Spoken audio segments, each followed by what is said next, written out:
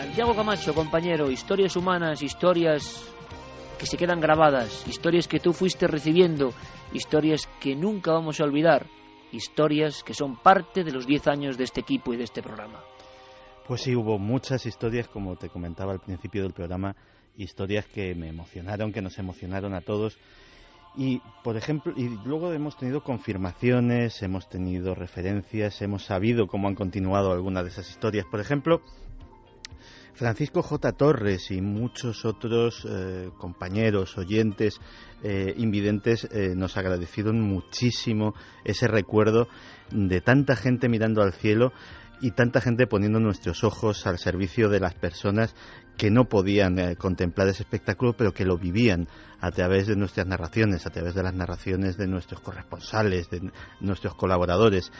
Y la verdad es que ese recuerdo que hicimos a las personas que no podían acompañarnos del todo, no como ellos quisieran en la fiesta, las personas que estaban trabajando, que estaban hospitalizadas, que estaban ocupadas en cualquier otra cosa, los mismos exámenes mismos, pues la verdad es que en las redes sociales y en los mensajes pues me han llovido muchísimos agradecimientos. Hay historias que incluso terminaron de una forma casi de película. ¿Te acuerdas de que mencionamos esa pareja que él iba a pedirle matrimonio a su chica aprovechando este acontecimiento nuestro? Pues esa petición se produjo, y además se produjo de una forma casi mágica, porque parece ser, y nos comentan, la historia es preciosa, que justo en aquel momento apareció una estrella fugaz que puso la rúbrica a esa nueva pareja, que puso la rúbrica a esa petición de enamorados, que por cierto fue aceptada.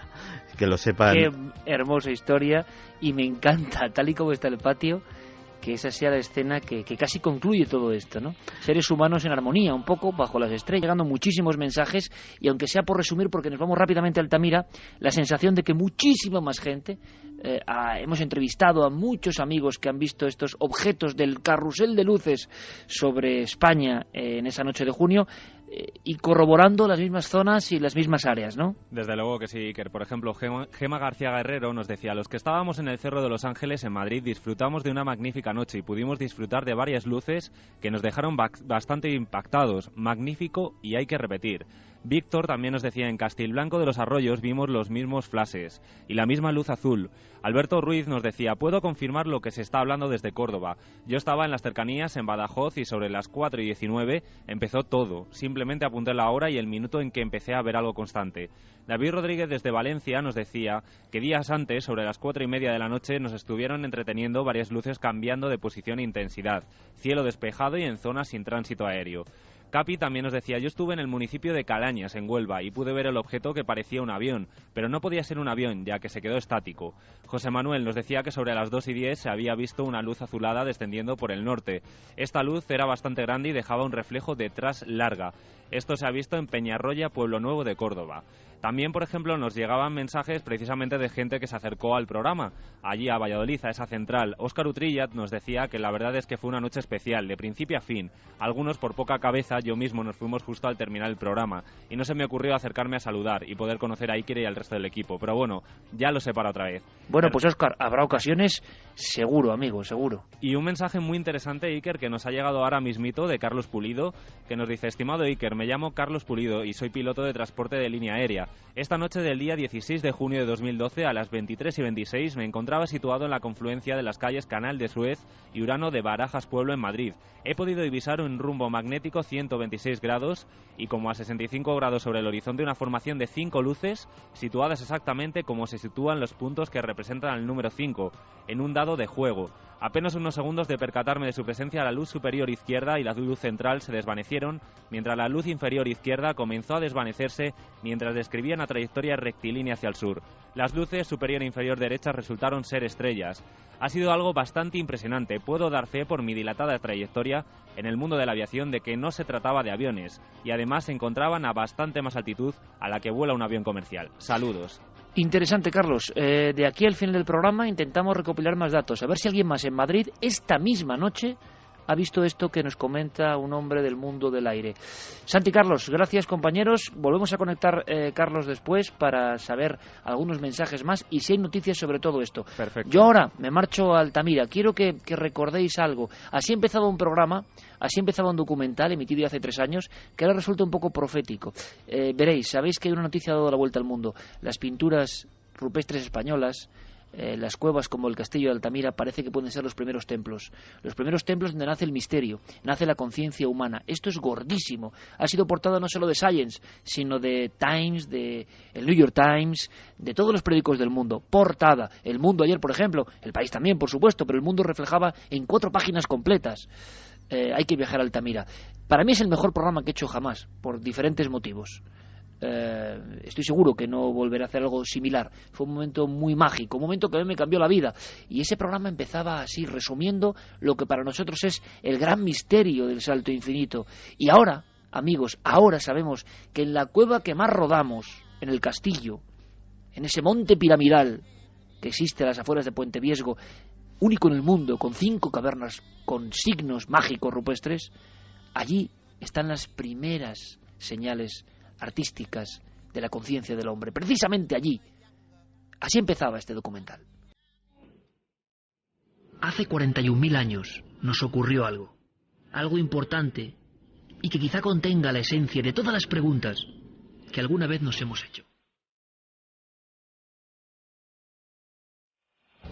La ciencia sigue buscando respuestas, pero es posible que nunca lleguemos a tener una certeza. Hace 41.000 años.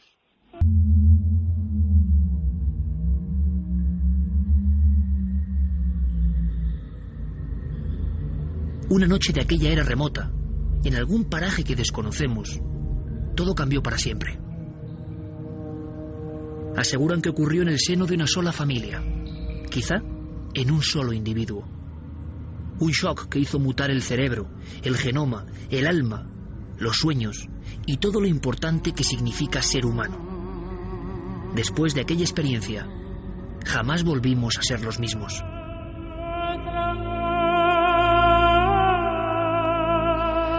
Pues así empezaba ese salto infinito que esta semana, no sé exactamente qué día, la tele es así, se reemitirá y me siento muy orgulloso. Volverá a emitirse en 4 este documental porque la noticia está ahí.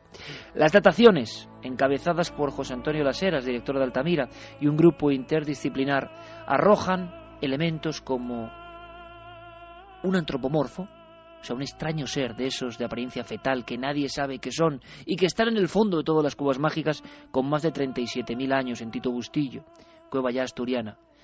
Pero en Altamira hay signos extraños, signos indescifrables, como de un primer esoterismo remotísimo, ilegibles, con 38.000 años. Y hay unos discos rojos, tremendos, en ese templo tenebroso y luminoso a la vez que es el castillo, que tienen 40.800 años. Esto a veces es doblar lo que se pensaba en algunas ocasiones.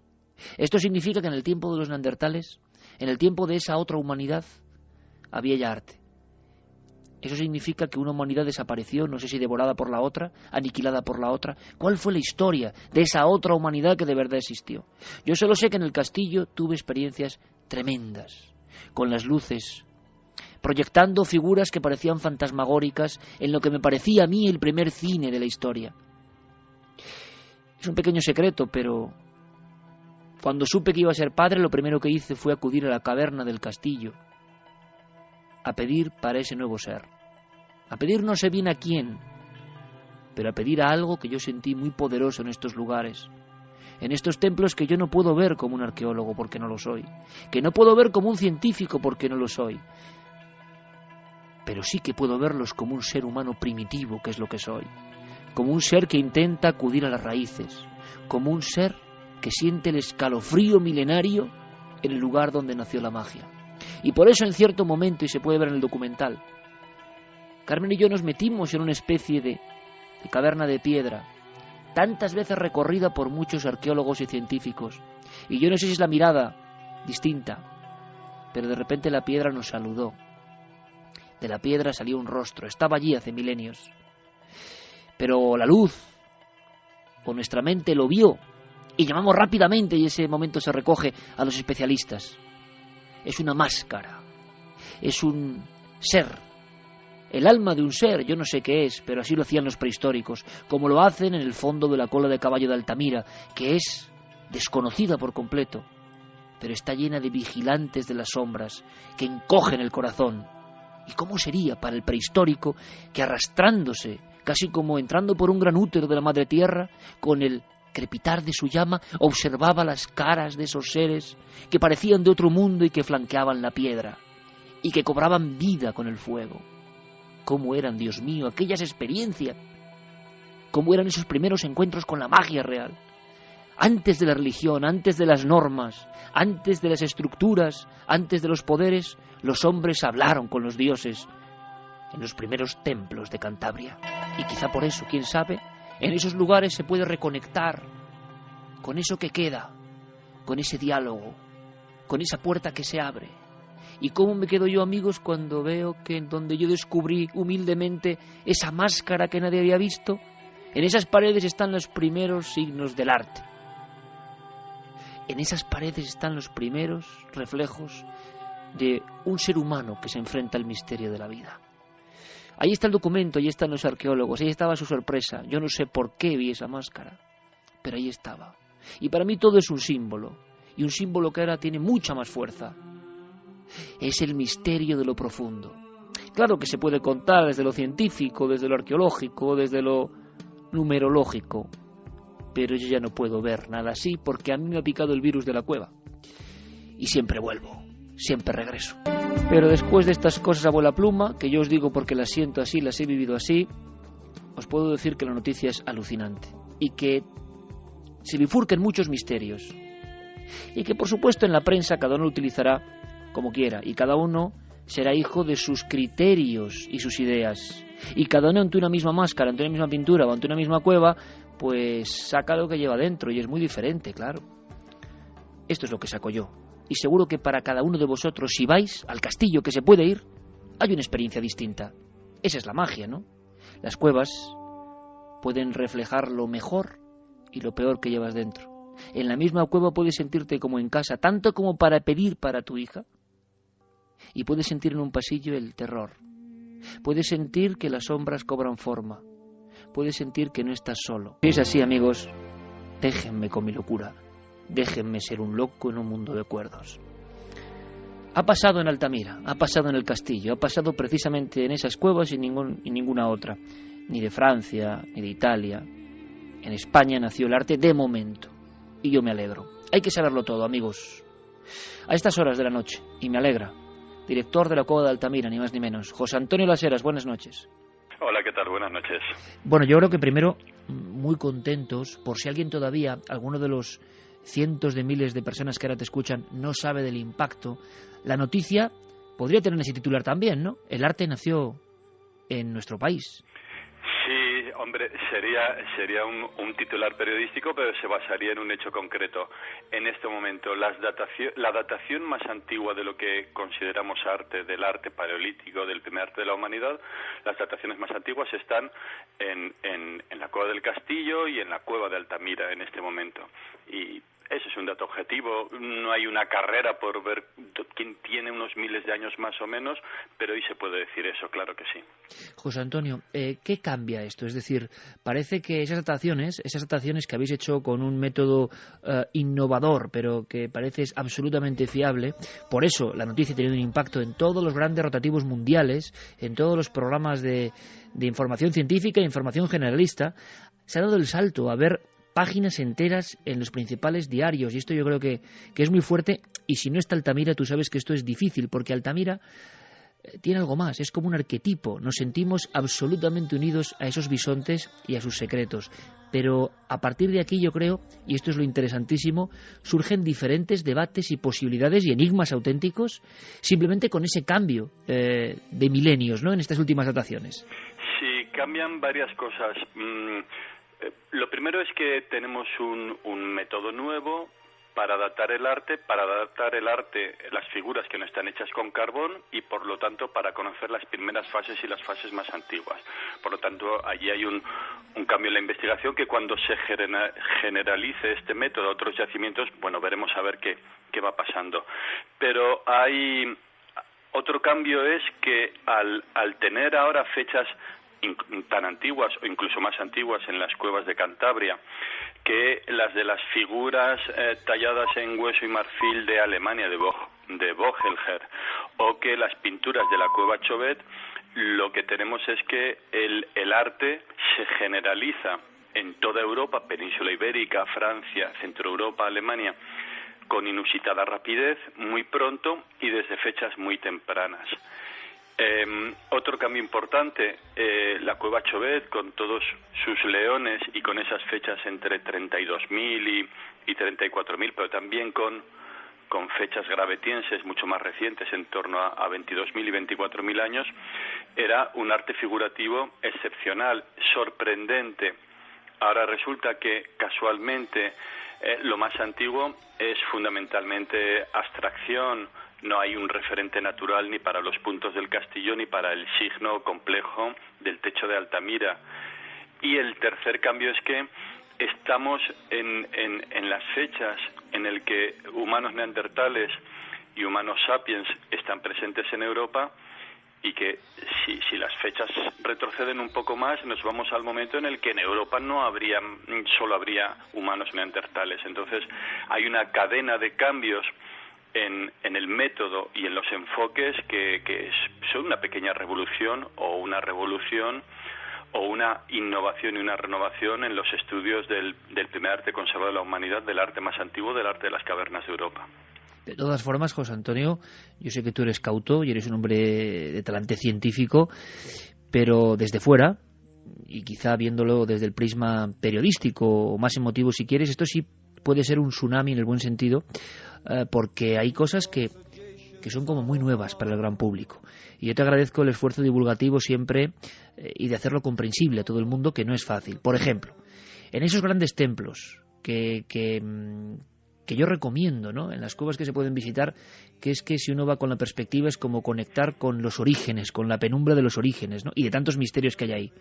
¿Me quieres decir que pudo haber diferentes humanidades, como eran neandertales, una especie prima, vamos a decir, pero que no éramos exactamente nosotros, y nosotros, los Homo sapiens sapiens, haciendo el mismo tipo de adoraciones o de simbolismo, o conviviendo prácticamente? Esto es lo que abre este tipo de pinturas, una adoración artística, un simbolismo artístico por parte de individuos tan diferentes.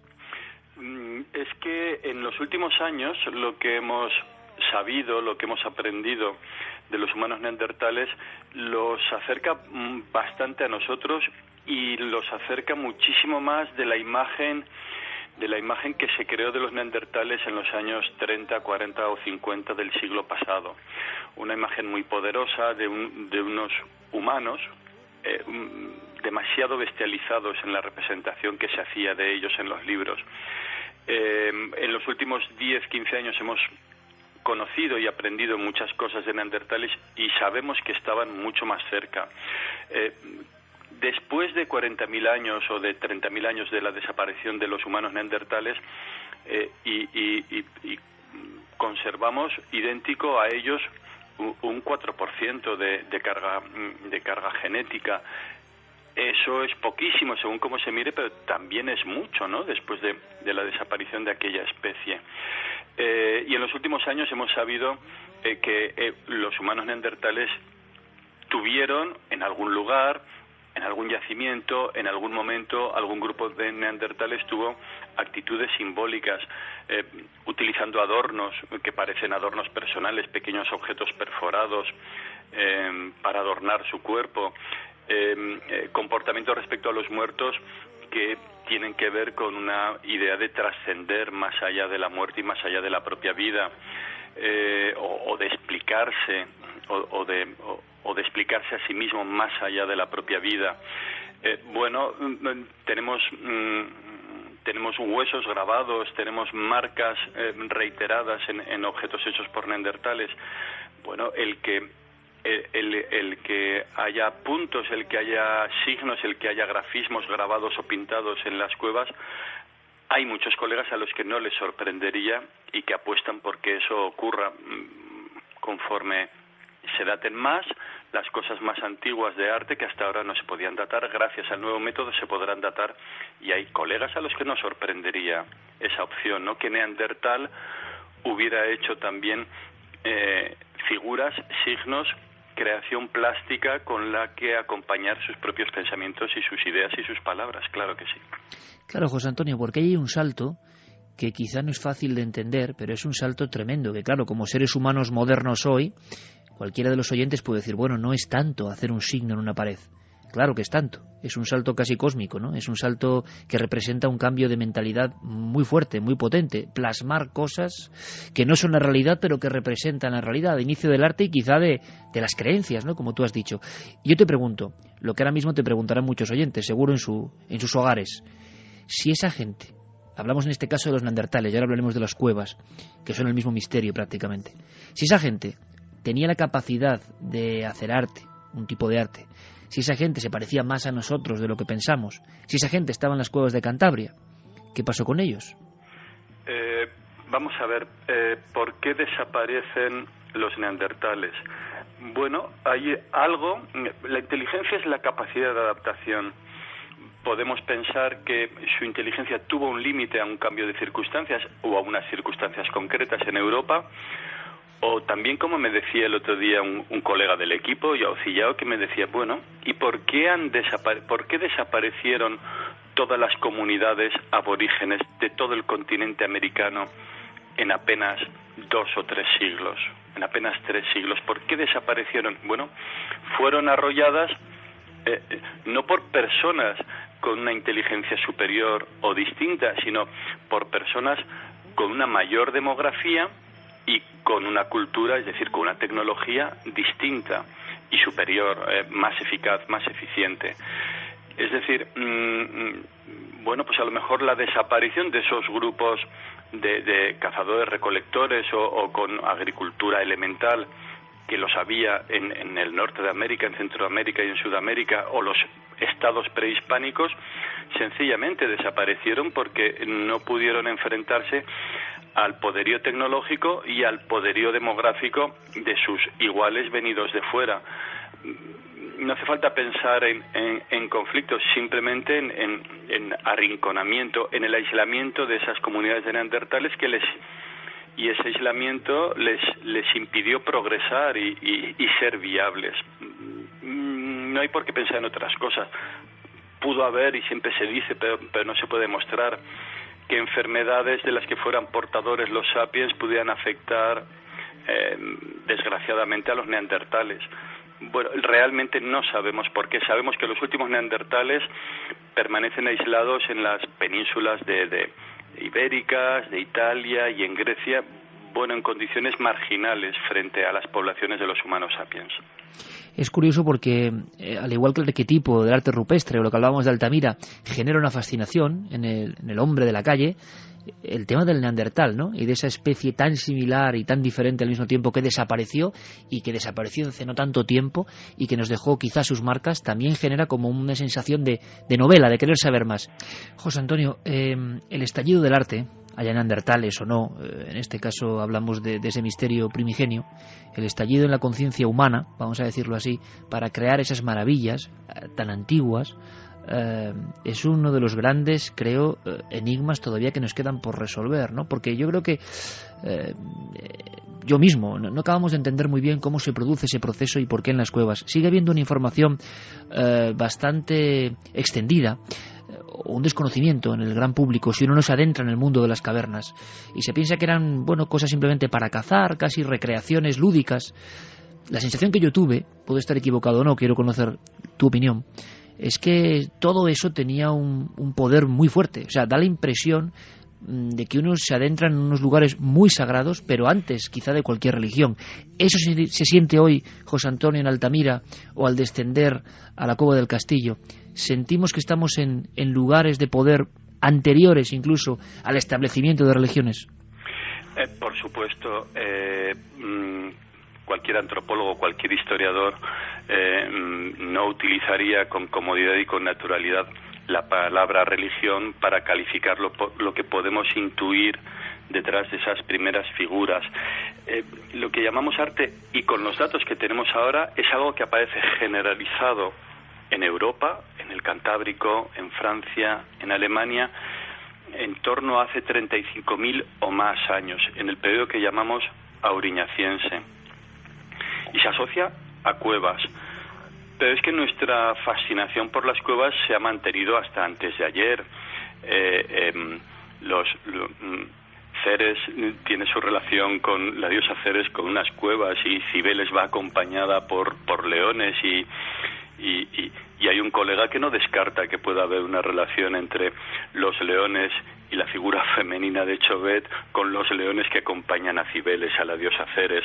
En nuestra fascinación por los ámbitos cavernarios, en nuestras religiones de ayer mismo, en el mundo griego y en la religión clásica de Grecia y Roma, pues está allí, y desde el Paleolítico, desde las cuevas europeas paleolíticas, las cuevas siempre nos han fascinado, y da igual que nos vayamos a cuevas con usos rituales sagrados o profanos en el Yucatán, en México, o que busquemos cuevas en Indonesia, donde asociadas a ritos trascendentes, sagrados o profanos. Es decir, sí estamos en el origen, en el origen de pensamientos importantes, de pensamientos trascendentes. Hay todo un largo periodo, hay unas formas de la religiosidad primitiva o unas formas prereligiosas asociadas sobre todo a comunidades de cazadores-recolectores, en las que debe entenderse ese primer arte que conservamos en Europa.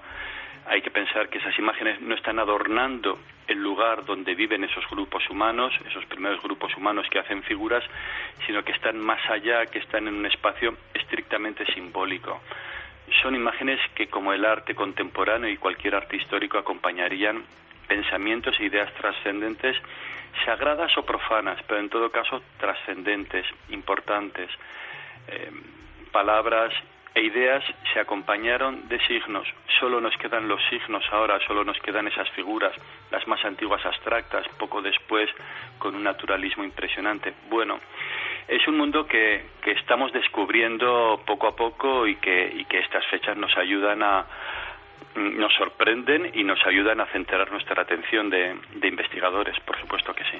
José Antonio, cuando un hombre como tú desciende a la cueva y está solo en la cueva, ¿podemos explicarle a los oyentes lo que se siente realmente? Porque a mí me da la impresión de que cambia mucho el mundo, y que vosotros, los que trabajáis en este ámbito, sois personajes muy peculiares, te lo digo con todo el afecto. No.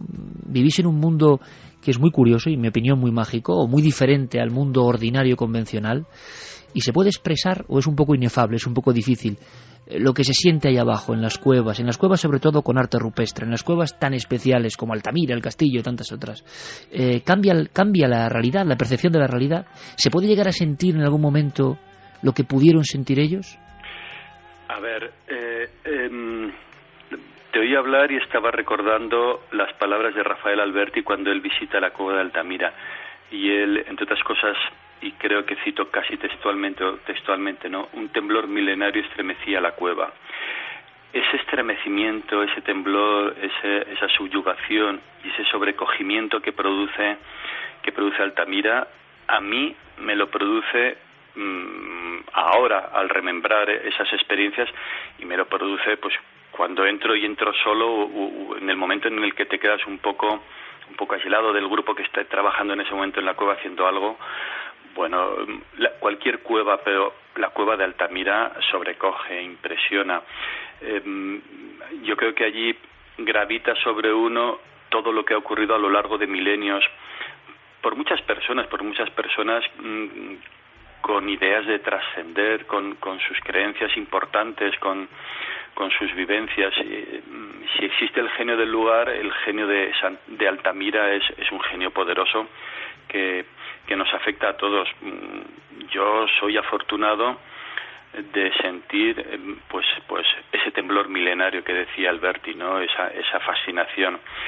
Es impresionante lo que uno siente si está atento y se deja llevar en una cueva como Altamira o en una cueva como Chauvet o en una cueva como la de Covalanas en Ramales de la Victoria, que en vez de un gran templo es como una magnífica ermita, ¿no? Y son sensaciones que se pueden tener o sensaciones a las que uno se puede acercar a través de las cuevas que están abiertas o a través del Museo de Altamira. Pero Altamira subyuga, Altamira sobrecoge y uno siente allí ese temblor milenario estremecedor que describe Rafael Alberti.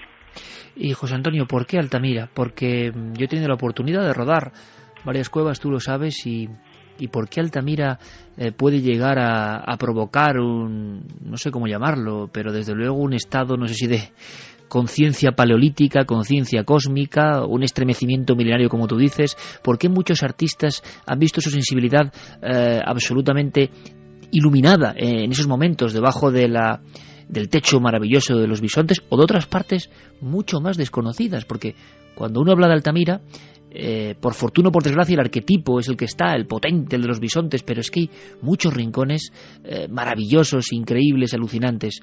¿Por qué esa cueva? Yo no sé si se puede contar o no, pero es tan especial hasta para quien no sabe de arte prehistórico. ¿Por qué si se va con cierta apertura de miras o con cierto relajo, parece que algo te envuelve allí? José Antonio, te lo digo sinceramente. Sí, porque nos envuelve a todos. No hace falta ser prehistoriador, ni historiador del arte, ni arqueólogo para sentir sobrecogimiento en una cueva como Altamira. Cuando la cueva estaba abierta al público era relativamente frecuente que alguna persona saliera llorando de la cueva y los guías lo sabían y lo comentaban. Personas, bueno, sin una formación especial, que satisfacían un deseo a lo mejor formado en la infancia, pero que luego el lugar les imponía una emoción muy fuerte. Bueno, yo he compartido cuando la cueva estaba abierta y había visitas, la experiencia de estar con artistas, bueno, tan conocidos y reconocidos, pues como Antonio López, como Julio López Hernández, como Enrique Gran, como Amalia Avia, como tantos y tantos, ¿no? Como Tapies, Miquel Barceló, Juan Uslé, Jorge Gay, etcétera. Bueno, los artistas cuando les oyes hablar de lo que están viendo, están hablando de un colega, ¿no? Están observando la obra de un colega. Pero esa obra realizada por alguien que sería un intercesor, un intermediador entre la realidad visible y la realidad trascendente, la que está detrás de las cosas y animando la vida. Cuando alguien ve la obra de ese intercesor que era artista, pues no hace falta ni ser artista ni ser historiador para emocionarse y para llorar incluso, ¿no? Es decir, ¿por qué? Bueno, hay una parte condicionada. Altamira es un nombre mítico, hay una parte física. Las cuevas nos impresionan a todos. Adentrarnos en el mundo subterráneo impresiona mucho. Y hay una parte real, ver esas figuras allí, saber que estás viendo lo que alguien hizo hace 15 o 20.000 o ahora más de 36.000 años. Bueno, pues es una emoción muy fuerte, muy intensa, y uno la puede racionalizar o puede dejarse llevar.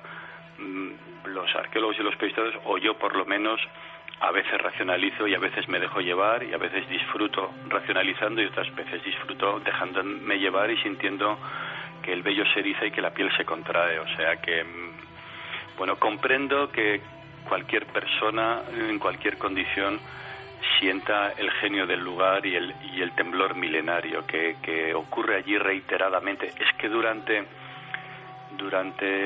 más de 25.000 años allí hubo personas no habitando, sino entrando a expresar sus ideas importantes, a hacer figuras trascendentes, a hacer arte con la mayor importancia y la mayor trascendencia que tuvo para aquellos grupos.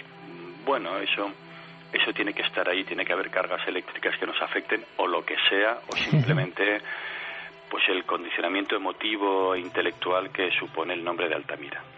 Pues José Antonio, yo te lo agradezco muchísimo, de verdad, este paseo por un mundo que hay una cosa que sí es triste en ocasiones, ¿no? Yo sé de tu labor, sé de la divulgación que haces, sé que Altamira además tiene esa ventaja del nombre imborrable, ¿no? Y de lo que significa.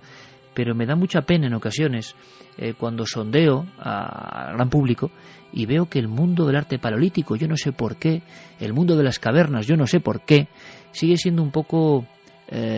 sigue estando un poco a desmano, ¿no? Ojalá noticias como esta, poner de nuevo en la palestra informaciones y hallazgos tan importantes, sirva para que muchas personas se reencuentren con esa emoción milenaria. No hace falta ser especialista, ¿no? Porque da la impresión de que damos mucha importancia a muchas cosas y que nuestro origen, el misterio del arte, de la creencia, de lo sagrado de nuestro origen, que está en estos primeros templos o en estas primeras cavernas, o no se ha divulgado bien durante mucho tiempo, o no le ha llegado al gran público. Yo te puedo decir que muchas personas, José Antonio, no saben que la primera caverna encontrada con arte rupestre fue Altamira. Las personas se sorprenden. Ayer mismo lo contaba. ¿Por qué pasa esto? Bueno, no lo sé, pero por otra parte hay miles de personas que cada año visitan la Cueva del Castillo, y el año pasado 270.000 personas se acercaron al Museo de Altamira a conocer Altamira sabiendo que no iban a estar en la cueva. Es decir, a nosotros, a ti y a mí que estamos hablando, sabemos que muchas más personas podrían disfrutar acercándose al primer arte, acercándose a las cuevas que están abiertas, acercándose al Museo de Altamira, que se iban a ver recompensados, fascinados y sorprendidos. Bueno, animémosle a que lo hagan, pero son muchas las personas que anualmente en Cantabria o en Francia disfrutan reflexionando sobre los primeros nosotros y reflexionando sobre el primer arte, sobre el concepto de arte. Bueno, pero sin duda yo creo que lo que ha ocurrido estos días, el impacto de una noticia sobre el primer arte, sobre la cueva de Altamira, sobre el arte en las cuevas cantábricas, yo creo que este verano se notará y habrá muchas más personas recorriendo los lugares de nuestra prehistoria en Cantabria y en general en España, pero sobre todo en Cantabria. El patrimonio prehistórico que tenemos es excepcional, y yo creo que a nadie le decepcionará y todos serán sorprendidos disfrutando mucho con la más bella prehistoria y con los primeros nosotros, por supuesto que sí. Pues sigamos divulgando, José Antonio, que continúe la labor, que haya muchas más sorpresas, y esta noche cientos de miles de amigos yo creo que tienen un motivo más para aproximarse, tanto que hablamos de misterios, ¿verdad? El misterio de los orígenes, o el primer misterio, y algo que es inolvidable, imborrable y que puede transformar la vida. Yo desde luego tengo el virus ya de las cavernas, y un buen amigo común, guía en la Cueva del Castillo, Chema Ceballos, me dijo que como te pique el virus de las cavernas ya no sales, siempre vuelves, es un eterno retorno. José Antonio Las Heras, director del Museo de Altamira y de esa caverna maravillosa, de ese gran templo de la humanidad. Te agradezco mucho que estés en los micrófonos de Milenio 3 en la SER, y nos vemos muy pronto. Un fuerte abrazo y que sigan los éxitos. Gracias, muchas gracias.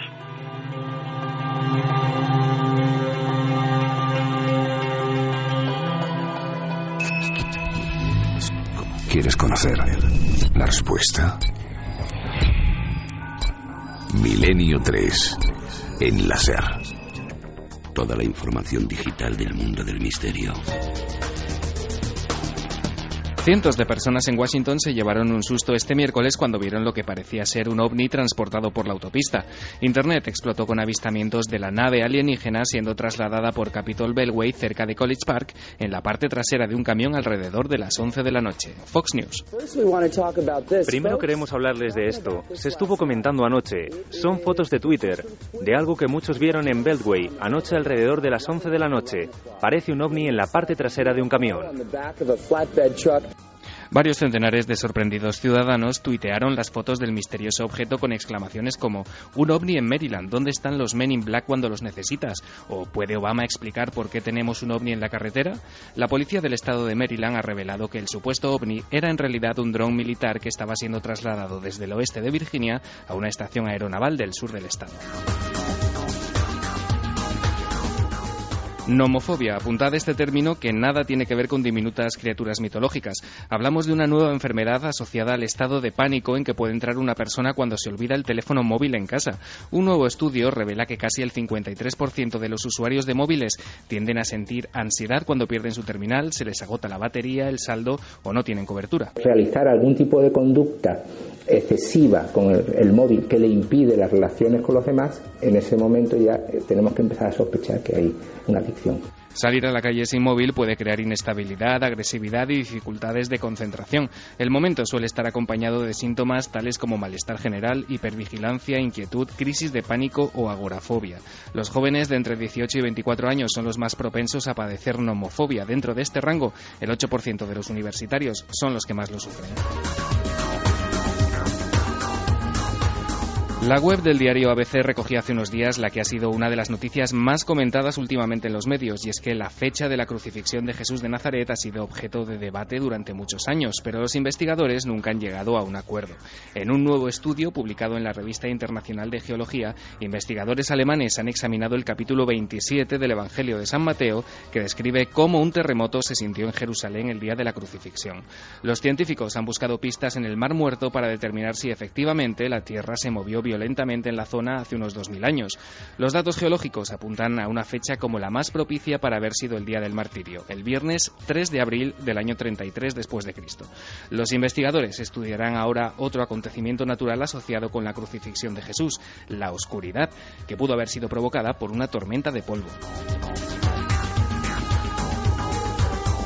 Las pirámides de Giza en Egipto ya se pueden visitar desde casa con gafas 3D. Un nuevo programa reconstruye el interior y el exterior de los icónicos monumentos en 3 dimensiones para que los usuarios puedan ver una de las maravillas del mundo en todo su esplendor. La historia de este proyecto comienza hace más de 100 años. Una expedición de Harvard dirigida por George Reisner, un icono de la arqueología moderna, recopiló fotos, diarios, dibujos y documentos de las pirámides de Giza. Con esta fuente de información se ha reconstruido la necrópolis de la forma más exacta posible. Muy pocas conservan el empaque y la fuerza que en otro tiempo tuvieron, pero entre todas ellas hay una, la más grande, que escapa a cualquier adjetivo y constituye el mayor monumento que el hombre jamás ha levantado. Si es que fue el hombre y no los mismos dioses quienes lo hicieron. La web Giza 3D proporciona una visita guiada. Permite visitar las tumbas restauradas y entrar en 4 de los antiguos templos del sitio. Los usuarios pueden navegar por imágenes actuales y antiguas y ver 30 objetos meticulosamente reconstruidos en 3D. También pueden acceder a fotos, diarios de campo, mapas y otros elementos desde el sitio web de los archivos del Museo de Giza. Es todo por esta semana. Como siempre, el resumen y los links para profundizar en todos estos temas los tenéis desde ya gracias a Guillermo León en ikerjiménez.com y en las redes sociales. En 7 días, más recomendaciones virtuales. Ya sabéis que el misterio continúa en la red. Y no hay tiempo para más. Después de repaso por la red, por lo digital, nos marchamos.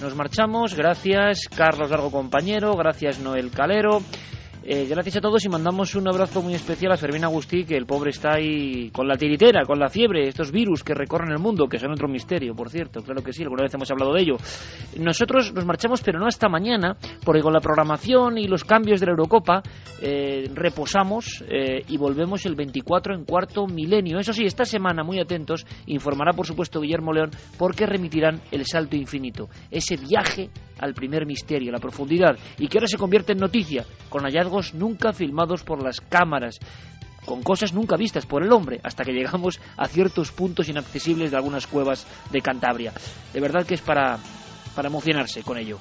Esta semana se emitirá El Salto Infinito, y nosotros volveremos, repito, el 24 en Cuarto Milenio con la emisión correspondiente. Feliz semana, amigos, sed muy felices, intentando con todas las fuerzas. La nave del misterio continúa su viaje.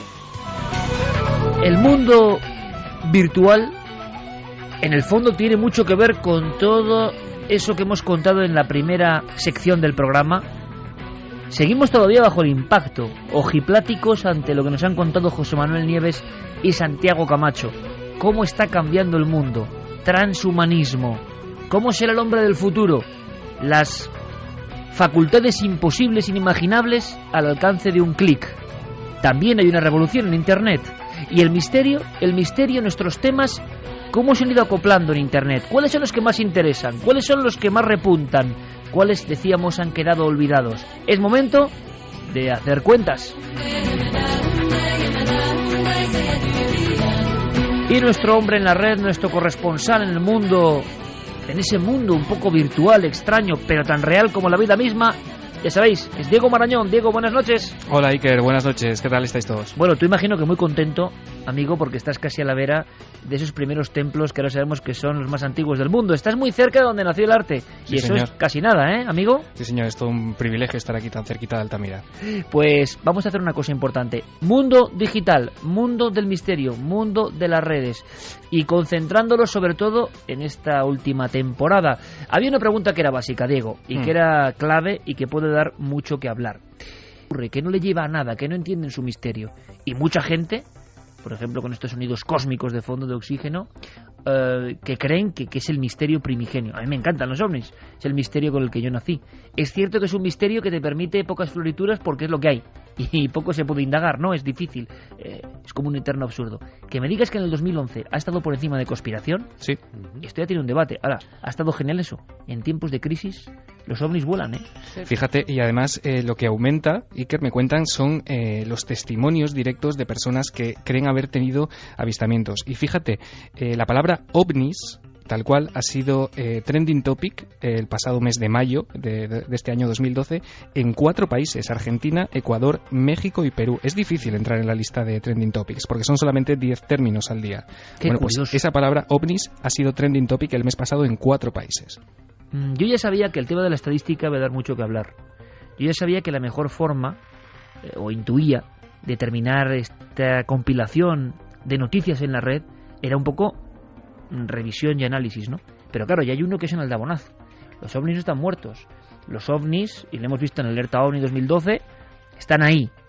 Pero seguro que tiene que ver con los tiempos de zozobra que estamos viviendo. Hay quien dice, y esto es muy bonito o muy feo, según se mire, que los ovnis vienen a sustituir el arquetipo de la divinidad que viene a salvarnos. Es decir, hemos cambiado una divinidad de barba blanca y amplias túnicas, o ángeles, o da igual la religión que sea, alguien poderoso, trascendente, a quien acudimos para pedir ayuda, y a partir de los años 70 se conforma en la psique colectiva la idea de que esos dioses tienen que ser dioses tecnológicos y que vienen en naves, pero su función es la misma: advertirnos de que estamos a punto del final y podemos pedirles, ¿no? Esa es la idea, digo, y da la sensación de que curiosamente en el 2012 esto vuelve por encima incluso del concepto profecías, Diego. Sí. Además, Iker, como te comentaba al principio, este estudio es un poco difícil porque tampoco sabemos muy bien si centrarnos solo en el idioma castellano. Si nos vamos al inglés, la palabra UFO, el acrónimo de Unidentified Flying Object, también fue trending topic, pero ya en enero de 2012, abril de 2012, mayo de 2012 y junio de 2012, en Estados Unidos, Holanda, Italia y Turquía. Es decir, el espectro es bastante alto. Como comentas, y también es algo a destacar, desde mediados del año pasado, de 2011, todo lo que tiene que ver con profecías mayas, el fin del mundo, el apocalipsis, el año 2012 ha entrado con mucha fuerza en los buscadores. Han aparecido multitud de libros, documentales, películas, páginas web dedicadas al tema. Es cierto que no ha llegado al nivel de los grandes temas. La conspiración, ahí tenéis razón, le sigue ganando, pero sí que ha subido bastante. Y vamos a ver dónde quedan después de que acabe este año conceptos tales como Elenin, que se ha colado en la lista de los términos más buscados este año. Todo lo de los mayas, las profecías de Parravicini, por ejemplo, Nostradamus, en fin, dentro de los grandes términos relacionados con el misterio que más referencias tienen en Google, hay que decir que están tanto Elenin, como he dicho, como 2012 fin del mundo. Podemos hacer un ranking, Diego, de esos términos clásicos que tú has sondeado. ¿Cómo serían los primeros puestos, por lo tanto? Pues fíjate, es muy curioso porque los ovnis, aunque tienen mucho tirón, no están en primer lugar. El primer lugar con más referencias en Google, claro, esto también te lo comentaba Iker, no podemos meter términos en Google y fiarnos del número de referencias que da, porque lógicamente muchas de esas palabras no aparecen relacionadas con el misterio. Lo que hemos hecho es relacionarlas, ¿no? Hemos puesto, por ejemplo, conspiración más misterio, o sí, porque si no pueden ser puro conspiraciones políticas. Lo mismo que si metemos Cristóbal Colón, pues claro, habrá cientos de miles de páginas que nada tengan que ver. Bueno, el concepto más relacionado con misterio y que más referencias nos devuelve en Google es Egipto. Qué curioso, misterios de Egipto como algo permanente. Sí que es un clásico imborrable. Bueno, y también por todas las revueltas que ha habido en Egipto últimamente. Sí, pero ya digo, hemos metido en Google Egipto misterio, no solamente Egipto, es decir, tenían que aparecer los dos términos de alguna manera hilados, así que no deja de ser curioso. Luego también tenemos conceptos como Bilderberg, que ahí Santi seguramente que le habrá llamado un poquito la atención. Bilderberg nos devuelve más de 5 millones de resultados en Google. Curioso, Santi? Sí, de hecho, la última reunión del grupo Bilderberg fue seguida muy de cerca por los internautas porque fue hace apenas unas semanas y todo el mundo, de hecho, coincidió que Soraya Cerveta Santamaría estaba allí y parece ser que tuvo que ver con esa visita en la que presuntamente se negoció nuestro rescate bancario. Pues por lo menos desde España esa reunión se siguió con especial atención y efectivamente habían decenas de noticias que hacían referencia, incluso en medios que normalmente no son misteriosos, que hacían referencia a la reunión del grupo Bilderberg. De hecho, una de las webs que seguramente que también visita Santi muy a menudo, que es About Top Secret, sí, claro, se cuela en los bueno, no vamos a decir primeros puestos, pero está muy arriba en el ranking que proporciona Alexa.com, que es una web que mide el nivel de popularidad. Sí. Te propongo un pasatiempo, que es a ver si averiguas qué nick tengo yo en About Top Secret. Lo he intentado, no creas. Llevo tiempo con el reto, no me lo propones tú ahora, se me ha ocurrido a mí y en ello estamos algunos, no solo yo, algunos más. Seguimos con el ranking, Diego. Entonces tenemos Egipto y Misterios de Egipto como principal. Sí. Tenemos Club Bilderberg como destacadísimo. Sí, Seguimos. Y en 2011 y en 2012 aparece Elenin como otro de esos términos muy buscados. Después tenemos ovnis con más de 3 millones de referencias. Parapsicología, conspiración viene después. O sea, parapsicología supera conspiración. Me sorprende. Sí, en referencias en Google, no en popularidad. Luego, si quieres, hablamos de los temas que más interesan en foros, porque aquí difiere un poquito, luego también tenemos 2012, fin del mundo, con más de casi 2.200.000 referencias. Hay 1 millón más de referencias a los ovnis que a la profecía del fin del mundo del 2012. Efectivamente. Eso ya es una cosa que yo no me esperaba de ninguna manera en pleno verano del 2012. Y luego aparecen términos como tormenta solar, que también ha dado mucho que hablar en estos primeros meses de 2012. Y curiosamente me ha dado por buscar, simplemente por curiosidad, Iker, cosas que parecía que ya podían estar olvidadas, como el concepto síndrome tóxico, y me he llevado una sorpresa porque el número de referencias no es precisamente escaso.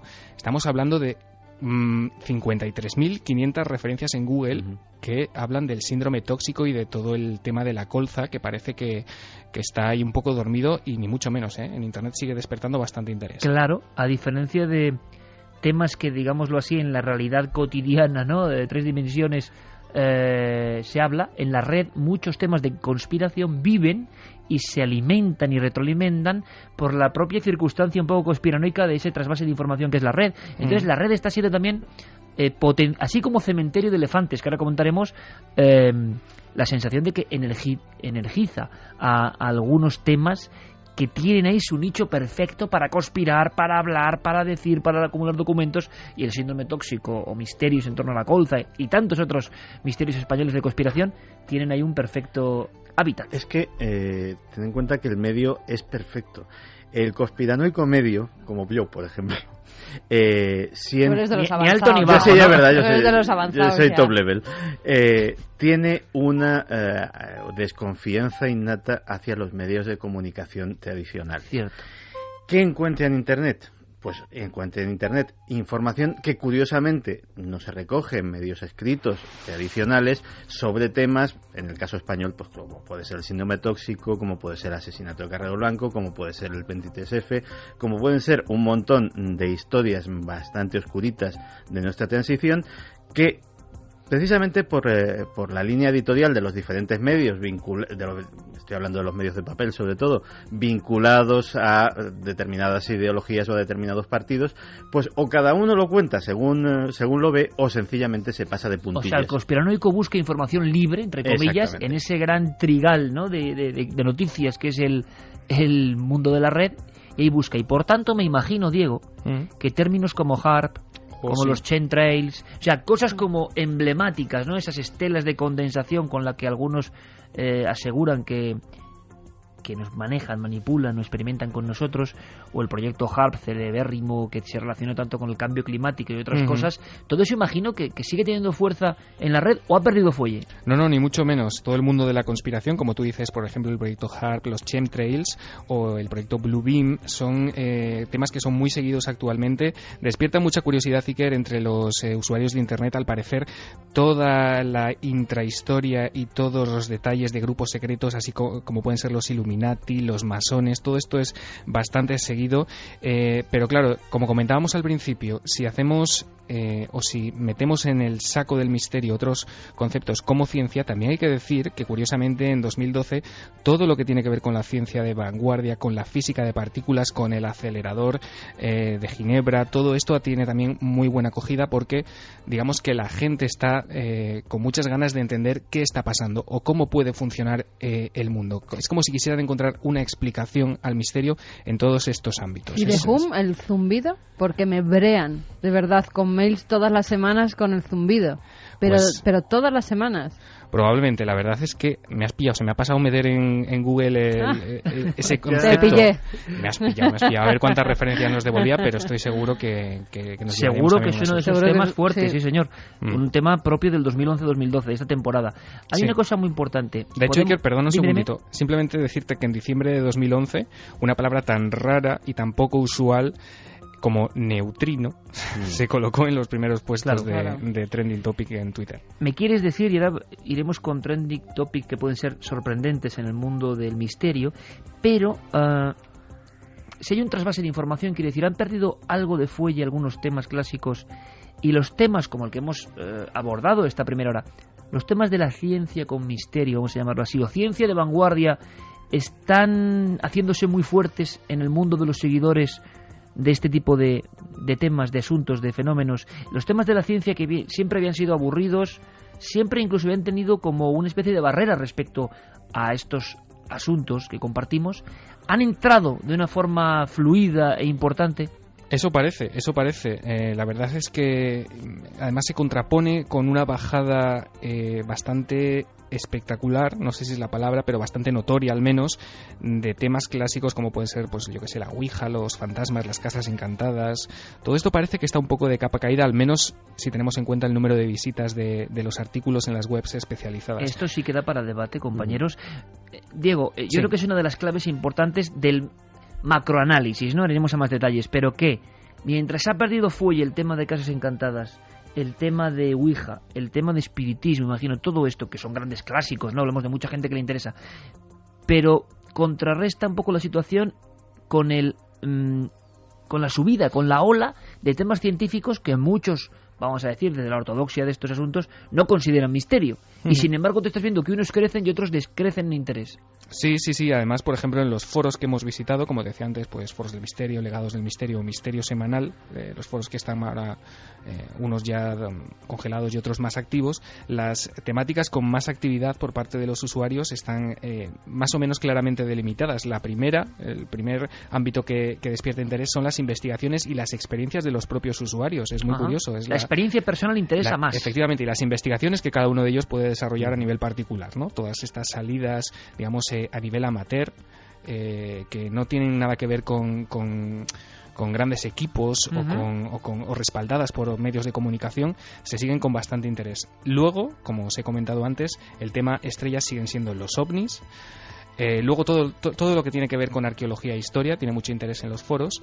Fíjate que antes de las conspiraciones se coloca la ciencia, como os decía, a nivel de interés y de participación en los foros. Tenemos ciencia y conspiraciones. Hablamos un poco, como decías antes, Diego, de la popularidad. Una cosa son las búsquedas y otra cosa es dentro de los foros lo que genera una mayor actividad de diálogo, ¿no? Efectivamente, y en los últimos puestos tenemos la parapsicología, como te decía, parece que decreciendo su interés, los mitos, las leyendas y la criminología. Y desde luego y me fastidia decirlo porque a mí me gusta mucho, si hay un ámbito que parece que está de capa caída, es la criptozoología. Tenemos muy poca actividad en los foros en ese ámbito. Esto merece unas palabras. Aunque volverá a la criptozoología. Seguro. Porque con la búsqueda del Yeti a nivel científico me imagino que eso reactivará las búsquedas que hay a nivel criptozoológico.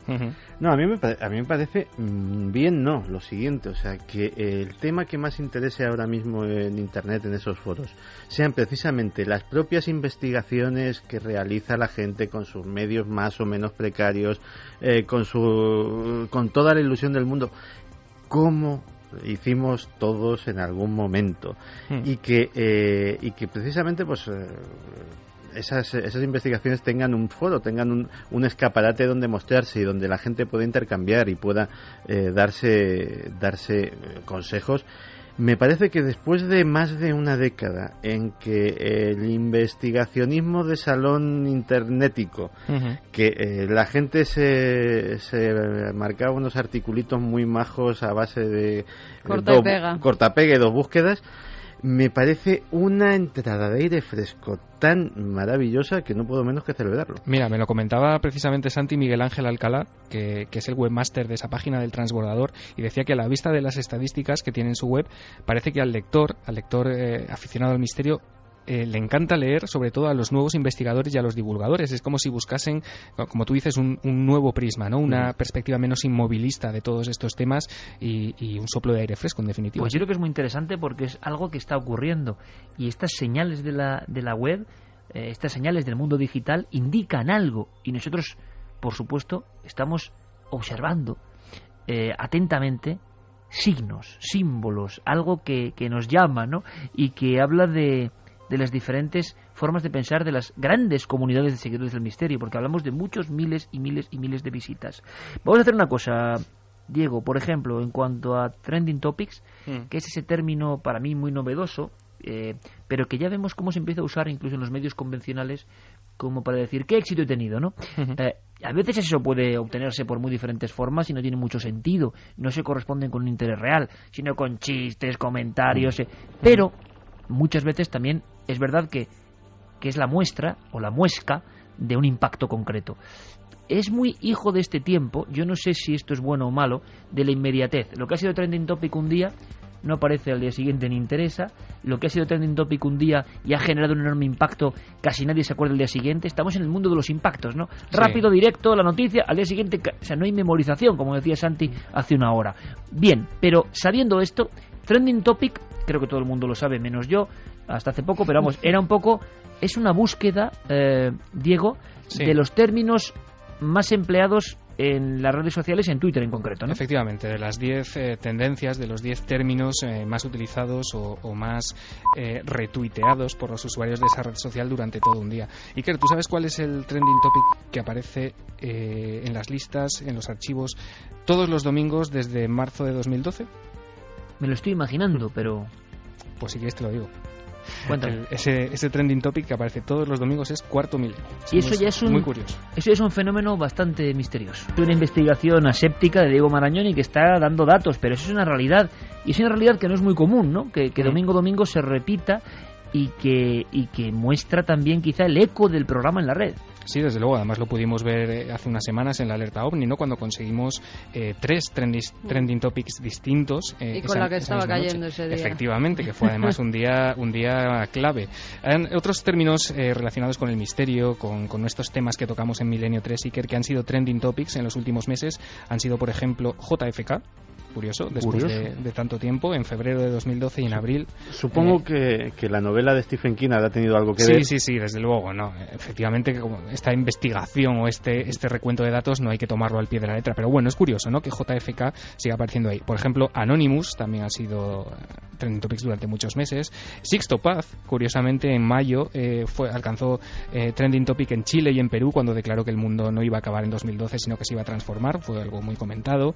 Y otras palabras como Tutankamón, Jesucristo. Curiosamente, Iker, te quería comentar algo de esto. Jesús de Nazaret, a nivel internet, te puedo asegurar, claramente el personaje a nivel de reacciones, a nivel de interés, a nivel de comentarios de noticias, como pudo verse hace unos días en un artículo que apareció en internet y que generó casi 200 comentarios sobre Jesús de Nazaret. No es fácil, ¿eh? Jesús de Nazaret, el icono potentísimo y lo que significa, gente a favor, gente en contra, gente que discute su existencia, gente que la afirma, pero sigue siendo ese emblema, como ha sido para grandes éxitos literarios y cinematográficos, sigue siendo un imán poderosísimo que, claro, en Internet se convierte en un auténtico torbellino y no es comparable a ningún otro personaje histórico ni del misterio, ¿no? Te aseguro que no.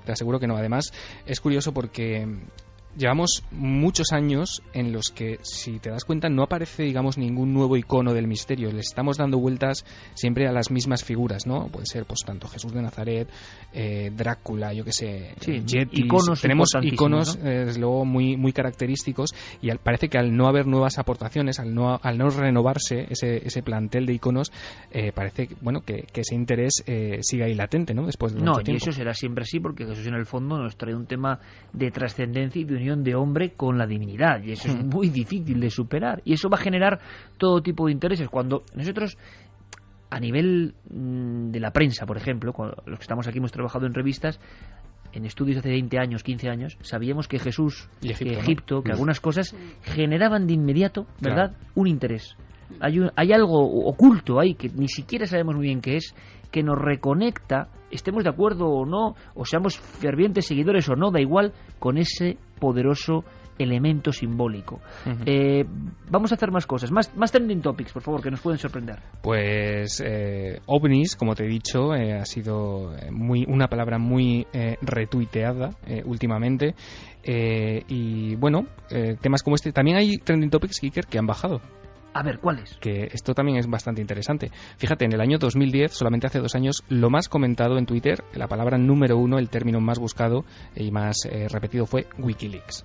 Pues en 2 años, desde 2011 hasta junio de 2012, que estamos ahora, la web de Julian Assange ha caído hasta el puesto 21.209 en el ranking de webs más visitadas, auditado por Alexa, y especialmente desde marzo de este año, Iker, el descenso de popularidad ha sido muchísimo más acusado. Porque es que hay miles de millones de páginas web, por lo tanto, es decir, estar en el 21.000 es una pasada, es increíble, pero claro, que esa web estuvo mucho más arriba, claro, es decir, prácticamente Wikileaks, el ejemplo clarísimo de un tema, de una serpiente de verano dentro de los temas del misterio. ¿Qué opináis? Porque estuvo ahí, se hicieron libros y de repente, ¡pum!, un terrible bajonazo y parece que ya no interesa tanto.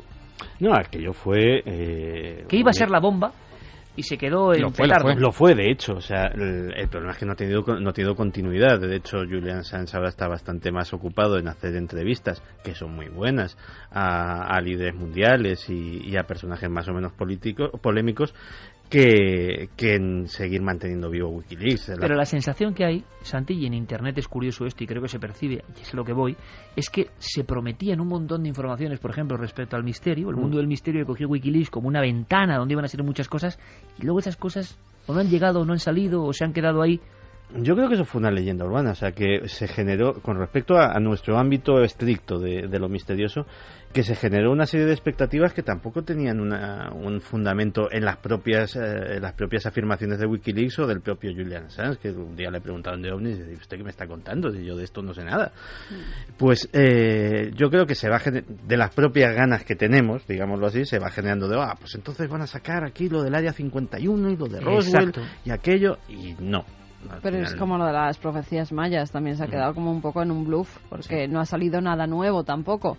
Fin del mundo, luego ya se decía que era el fin del mundo nada, que era un cambio de era, con lo cual son cosas que no se mantienen mucho tiempo un calendario nuevo que no tiene nada que ver. Más allá. Sí. Diego, las páginas a nivel mundial más potentes, conspiración, misterio, nos puede sorprender. Sí, fíjate, hemos estado hablando de la popularidad de los ovnis últimamente, y páginas como Latest UFO Sightings, que se dedica a recopilar los últimos avistamientos ovni, están, por ejemplo, no os fiéis 100% de estos datos porque han sido recogidos un poco deprisa, pero están más o menos en el 5º lugar de las páginas sobre estos temas más importantes. ¿Sabéis cuál es la primera? O la que primero aparece. Cuéntanos. Es una que es perfecta además para descubrir la verdad y la leyenda de, valga las redundancias, de leyendas urbanas. Es Snopes.com. Está en uno de los primeros puestos a nivel mundial sobre páginas web sobre misterio. Luego está About Top Secret, que es esa página sobre conspiraciones. ¿Dónde está Santi, no? Efectivamente, sobre temas que no nos cuentan o sobre noticias, pues bueno, al margen de lo oficial, ¿no? ¿En el 3? Estaría Renz.com, que es la página de Jeff Renz, un divulgador sobre noticias sobre misterio y bueno, un poco polémico, ¿no? Que es muy seguido en internet. Pero es muy misterio, digámoslo así, mezclado, o sea, triunfa el misterio con conspiración, con poderes ocultos. Sí, Renz es muy conspiranoico. Lo de exopolíticas, estas movidas extrañas, ¿no? Sí, pero bueno, ya ves, es muy seguido, ¿eh? Muy seguido. No, fenomenal. Luego tenemos ahí a Wikileaks, que no sé si lo podríamos considerar como misterio, pero sigue en ese top 10. Y luego, por ejemplo, ikerjiménez.com a nivel mundial está alrededor del puesto 150.000, pero en España está dentro, ocupa el puesto 3.560 y algo de páginas. Que es una barbaridad, me imagino, porque para la cantidad de páginas de todo tipo de contenidos que hay en España. Y luego pues tenemos webs de divulgadores como Javier Sierra o JJ Benítez que son también muy muy consultadas. Muy interesante, este sería el ranking. Y en cuanto a audio, en cuanto a descargas, por ejemplo, puede ser sorprendente, aunque sea rápidamente, Diego, programas más descargados, temas en radio más seguidos por la gente, con más impacto. Mira, te doy un par de datos muy rápidos. Por ejemplo, lo más escuchado en iVoox en 2011 en la categoría Misterio fue el dossier Área 51 que hicimos aquí en Milenio 3 sobre esa base del sur de Nevada. Es lo más escuchado de todo el año 2011. A mí, bajo ningún concepto, me parece de los mejores programas. O sea, que es decir, ¿qué diferencia hay a veces entre lo que uno piensa que hace y su sensación? Pero y luego, fíjate, Iker, tema OVNI, ¿eh? Tema OVNI, es verdad. No, y a lo mejor no fue un programa tan granado, pero lo recuerdo con cariño porque por primera vez en muchísimo tiempo dimos información nueva de algo a lo que se había dado muchísimas vueltas, contando siempre lo mismo, sacando siempre las mismas cosas, y aportamos una docena o bastantes más de datos inéditos que procedían de un libro de reciente publicación, una magnífica investigación que no sabía absolutamente nadie. A lo mejor eso lo agradece la gente. Qué curioso, Área 51 Milenio 3, el programa más descargado de esta temporada. Y después, dentro del primer trimestre de 2012, desde enero hasta marzo, en la categoría Historia y Creencias de iVoox, lo más escuchado, lo más popular ha sido el programa Conspiración en la Red, donde hablamos de esos documentales que, alarmaban a la población sobre esos, en teoría, grandes problemas de la humanidad. O sea, programas de radio que hablan de cosas de la pura naturaleza de la red. Tienen mucho eco.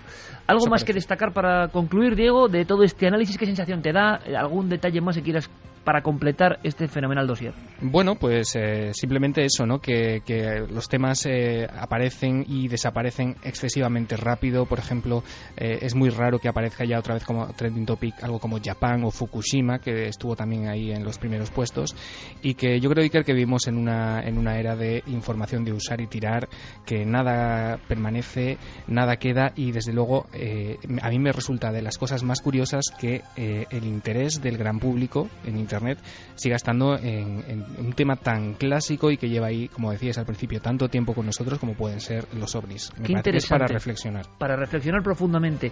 Lo has dicho perfectamente, en este mundo de información de usar y tirar, donde nadie recuerda casi nada al día siguiente y solo se espera el siguiente impacto, resulta que dos temas absolutamente eternos como los ovnis o Jesús de Nazaret en el ámbito histórico misterioso, por ejemplo, siguen copando todos los primeros puestos. Interesantísima reflexión, como interesantísimo ha sido asomarse al ciberespacio gracias a Diego Marañón. Ha sido un placer y un honor trabajar contigo esta temporada, Diego. Un abrazo fortísimo. Ya sabes que el honor es mío siempre. Un abrazo a todos y buenas noches. Un abrazo. Pues ¿sabéis lo que os digo? ¿Sabéis lo que os digo? Que como el tema más seguido siguen siendo los ovnis, vamos a hacer la entrega de una especie de pequeño premio homenaje. El equipo de producción de la cadena SER hizo una recreación. ¿Qué estaba de fondo? El misterio de los ovnis. Pero más allá, un peldaño más allá. ¿Tú te acuerdas de la historia, Santi, de Alberto San Martín Gómez? Hombre, no me voy a acordar. Y un regalo extraño. Sí, señor. ¿Te acuerdas, verdad, Carmen? Esas piedras misteriosas. Bueno, esta es la historia que empieza así. La ha hecho Diego Marañón, la ha escrito Diego Marañón, y por supuesto la pone en escena en este teatro de las ondas el equipo de producción de la SER. Creo que merece la pena, y que como el resultado es este, lo lógico es decir, bueno, homenaje final, de alguna manera, última recreación de la temporada, última dramatización. Era un enfermero que vivía cerca de Cuatro Caminos y que una noche de madrugada le dolían las muelas. años 50, algo tan normal, ¿no? Y salió a caminar en la noche. Luego tuvo una vida terrible y una muerte misteriosa. Diego Marañón, cambiando los tiempos, como una novela, nos cuenta la historia de Alberto San Martín, el mensajero de las estrellas.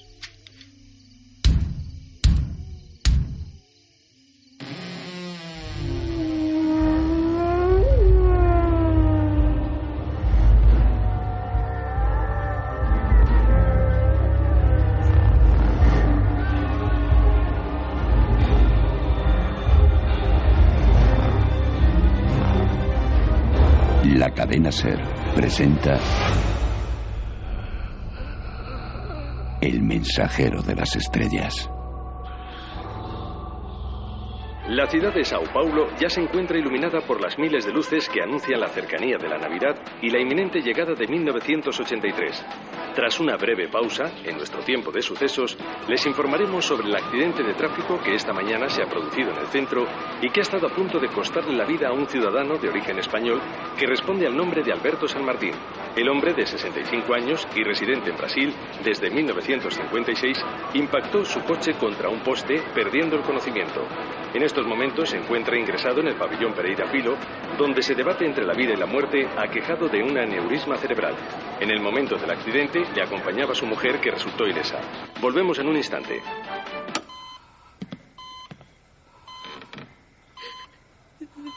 Al final, has conseguido salir en las noticias. Alberto, dime algo. Despierta, por favor, despierta.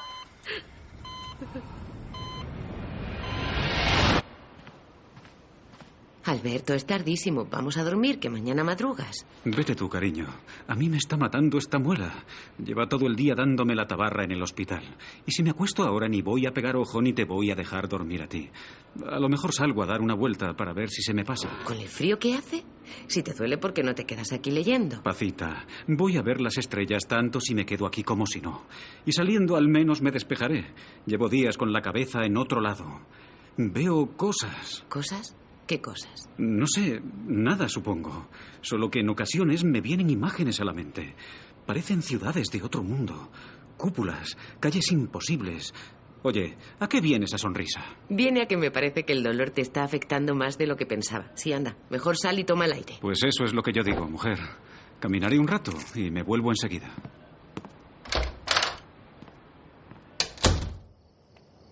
Un extraño impulso que nunca pudo explicar llevó al joven enfermero madrileño a enfilar la carretera de La Coruña.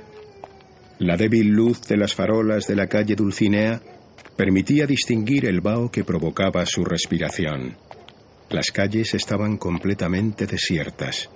Como si un instinto inexplicable le guiase, San Martín cubrió apenas sin darse cuenta el trayecto desde Cuatro Caminos hasta las inmediaciones del Puente de los Franceses. Fue entonces cuando notó que se encontraba en el más absoluto de los silencios. Un vacío que preparaba la madrugada para un encuentro excepcional. Súbitamente, una figura de aspecto humano se recortó en el horizonte, aproximándose con rapidez al lugar donde se encontraba Alberto. Este, lejos de sentirse intimidado, agudizó su sentido de la curiosidad. Buenas noches. No hubo contestación. El extraño ser de aspecto asexuado pero indudablemente joven permaneció en completo silencio mirando al nocturno caminante. Solo pasados unos segundos, el visitante levantó su blanquecina mano derecha y la colocó sobre el hombro de Alberto, en lo que éste consideró una clara señal de amistad. Oiga, ¿necesita ayuda? El visitante, sin articular palabra, extendió su brazo en dirección a Alberto, ofreciéndole algo. Un pequeño objeto que parecía emitir diminutos destellos bajo la luz de la luna. El enfermero, al que inundaba una sensación de extraña tranquilidad, comprendió instantáneamente que intentar conversar con él sería inútil. Se limitó a tomar aquel objeto rozando por un instante la gélida piel de aquel ser de rubios cabellos. Tras la histórica entrega, el visitante sonrió, dio media vuelta y se alejó en dirección a un cerro cercano. Fue lo último que San Martín recordaría antes de caer desmayado.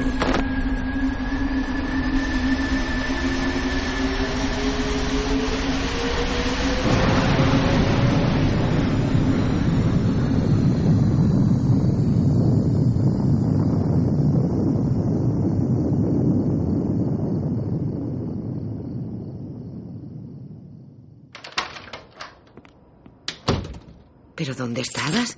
Son casi las 7 y te fuiste a la 1. Me tenías preocupadísima. No te vas a creer lo que me ha pasado. Durante varios e intensos minutos, San Martín relató su experiencia a su mujer, quien lo miraba incrédula. Y entonces, de la loma apareció un aparato enorme, de color negro y circular.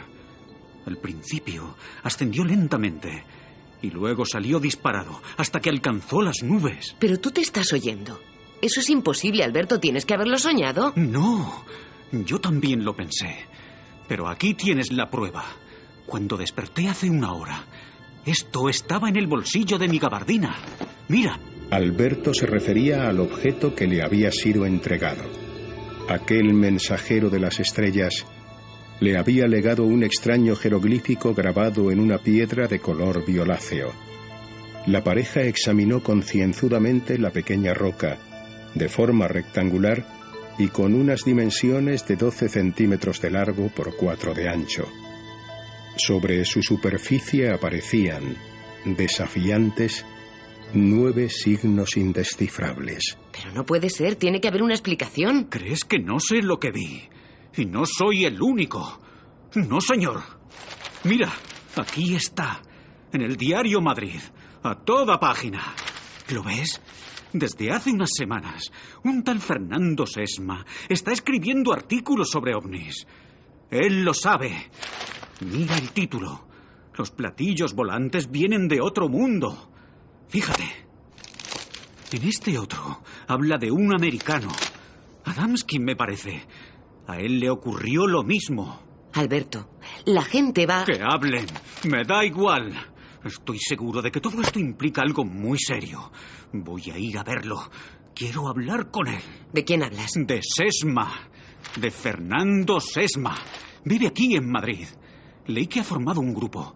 Espera, aquí está. Buru. Sociedad de amigos de los visitantes del espacio. Él es el presidente. Él sabrá qué hacer. No sé. Son gente seria. Alfonso Paso, Buero Vallejo y muchos más se reúnen a menudo en el sótano del Café León. Ellos lo llaman... La Universidad Complutense, el encargado de dejar constancia de su composición. ¿Y de dónde dice que la ha sacado? Bueno, preferiría reservarme el dato, a ser posible. Como quiera, aunque su origen podría ser relevante para el análisis. Verá. La roca parece una especie de carbonato. ¿La ha probado por un casual? Disculpe. No se asombre. Se lo digo porque tiene un sabor salado. ¿Y eso es extraño? Lo es, teniendo en cuenta que la roca no tiene sales en su composición. Tiene partes solubles y otras que no lo son. En cuanto al color, parece causado por algún tipo de sustancia orgánica. Es muy rara la piedra, desde luego. Los símbolos fueron analizados por el epigrafista Joaquín Navascués, por el padre Severino Machado e incluso por el propio Fernando Sesma, quien, entusiasmado, escribió 2 libros sobre el asunto. Ninguno pudo encontrar un significado concreto. Así, con el paso de los meses, algo comenzó a bullir en el interior de Alberto San Martín. Un instinto, un magnetismo que apuntaba a un destino concreto al otro lado del océano. Casi 2 años después de su encuentro con aquel ser, San Martín decidió dejar España e irse a vivir a Brasil. ¿Cómo que te vas? ¿Qué quieres decir?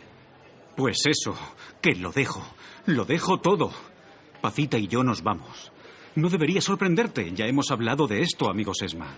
Agradezco el apoyo de Buru, tu ayuda y el trabajo que te has tomado para escribir los libros sobre la piedra. Pero mi sitio ya no es este. Necesito respuestas. ¿Pero por qué Brasil? Ya lo sabes. Me voy porque, aunque te parezca absurdo, estoy absolutamente convencido de que allí se producen hechos sensacionales relacionados con los platillos volantes y con los extraterrestres. Si estás decidido, solo me queda desearte suerte en la búsqueda. ¿Tienes alguna pista? Sí. ¿Has oído hablar de Percy Fawcett? Fue un explorador que desapareció hace más de 30 años en el Mato Grosso. He leído que en aquella zona podría haber una base subterránea de ovnis. ¿Te imaginas? Estoy deseando llegar. San Martín efectivamente llegó a su destino. Y en noviembre de 1956 emprendió una insólita expedición de un mes por el Río Verde junto a 3 amigos. El enfermero madrileño llegó a confirmar que había encontrado algo extraordinario, algo que mantuvo en el más profundo rincón de su memoria, prometiendo no volver nunca más a aquella región, por órdenes transmitidas telepáticamente por extraterrestres. San Martín se propuso olvidar su piedra, su experiencia, su alucinante vivencia, pero a veces no basta con eso. Barrio de Santo Amaro, 1982.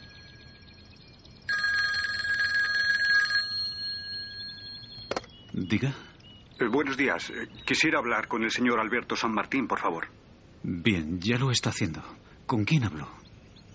Usted no me conoce. Le llamo para advertirle. ¿Advertirme? ¿Advertirme de qué? No se trata de qué, sino de quién. Su vida corre serio peligro, señor San Martín. Lo que usted posee, el mensaje grabado, es más importante de lo que nunca ha podido llegar a imaginar. La CIA y los servicios de inteligencia están... Oiga, ¿quién es? ¿Qué pretende usted? Pretendo ayudarle. Hacerle ver que nunca debe olvidarse de comprobar quién le sigue o incluso quién le mira. Ellos quieren la piedra, la buscan desde el principio y no se detendrán. Voy a colgar. Mi mujer está en la cocina. No quiero seguir escuchándole. Ella no merece más sobresaltos. No vuelva a llamar nunca. Señor San Martín, tiene que escucharme. Quizá podamos vernos para hablar. No, aquello ocurrió hace años. No voy a consentir ni una burla más. Alberto se sentía abrumado. Mientras cruzaba el corto pasillo de camino a la cocina, no pudo evitar cruzarse con su propia imagen en el espejo que colgaba de la pared.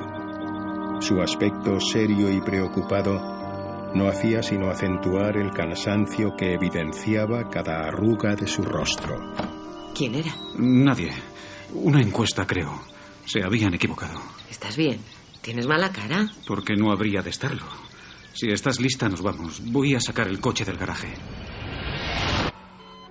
Algo dentro de mí me decía que esto no iba a acabar bien. Pero descansa, mi vida. Descansa.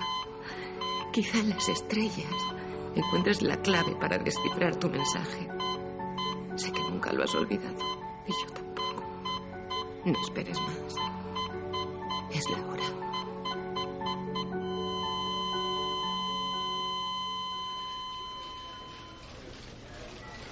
Comisario, le dejo el informe del accidente de esta mañana. Los de atestado se han encontrado con algo bastante sorprendente. Los frenos del coche estaban cortados. ¿Qué demonios está diciendo? Le digo lo que me han dicho. El análisis técnico ha sido concluyente. Parece que este caso nos va a llevar más de lo que habíamos pensado. ¿Quiere que me encargue de abrir el protocolo de la investigación? No, yo me ocupo. Siga con el siguiente informe. Me ocuparé de esto personalmente. Bien. Buenos días. Soy yo. Lo saben. ¿Está seguro? De acuerdo.